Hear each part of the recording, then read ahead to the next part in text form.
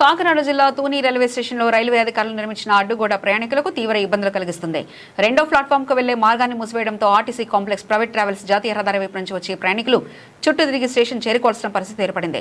ముఖ్యంగా తెల్లవారుజామున రైళ్లను అందుకునే ప్రయాణికులు తీవ్ర ఇబ్బందులు పడుతున్నారు. విద్యార్థులు, ఉద్యోగులు, వ్యాపారులు నిత్యం రాకపోకలు సాగించే ప్రజలు ఈ సమస్యపై అవస్థలు పడుతున్నారని ఆవేదన వ్యక్తం చేస్తున్నారు.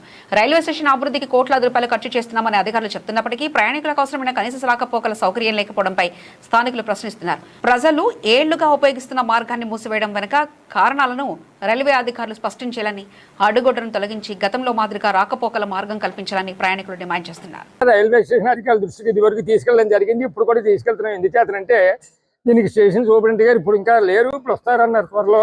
మన ఎస్ఎస్ బెహ్రా గారు వారి దృష్టికి తీసుకెళ్ళి ఇది ఎప్పటి నుంచో 30-40 సంవత్సరాల నుంచి ఆ గేటు ఉంది. అటువైపు వచ్చే వాళ్ళకి, ఇటువైపు వచ్చే వాళ్ళకి కూడా అదే గేటు.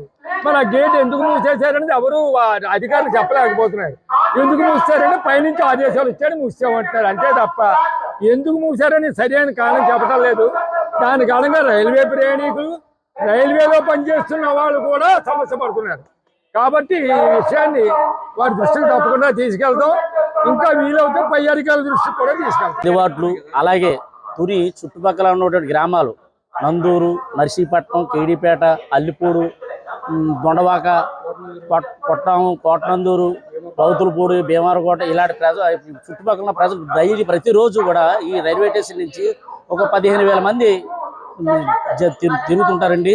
కానీ సరైన దారి మార్గం లేక, ఇక్కడ 2వ నెంబర్ ప్లాట్ఫామ్ సరైన దారి మార్గం లేక చాలా మంది ఇబ్బంది పడుతున్నారు. దయించి రైల్వే స్టేషన్ వారు ఇది గమనించి మా వీళ్ళందరూ కూడా, ప్రయాణికులందరూ కూడా కొంచెం సహకారం అందించవలసి మేము కోరుతున్నామండి.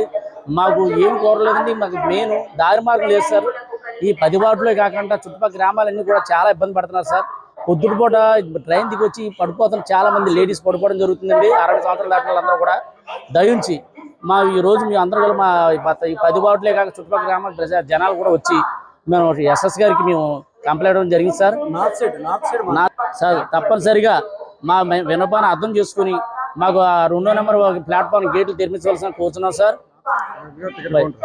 గతంలో ఉన్నారంటే కొంతమంది సెల్ల మాట్లాడుతూ వచ్చి ట్రైన్లో పడిపోతున్న ఇబ్బందితో వాళ్ళు మూసేశారండి. వాళ్ళు చెప్పారు. అది కాకపోతే ఉందండి. చుట్టుపక్కల నుంచి గ్రామాల నుంచి దయ్యాలు ప్రతిరోజు కూడా 15,000 మంది పైన తిరుగుతున్నారు సార్. కానీ ప్రయాణం చేస్తున్నారు సార్. అయినా సరే మరి యాజమాన్యాన్ని పట్టించుకోకపోతే మాలాంటి వాళ్ళందరూ కూడా చాలా చాలా ఇబ్బంది పడుతున్నారు.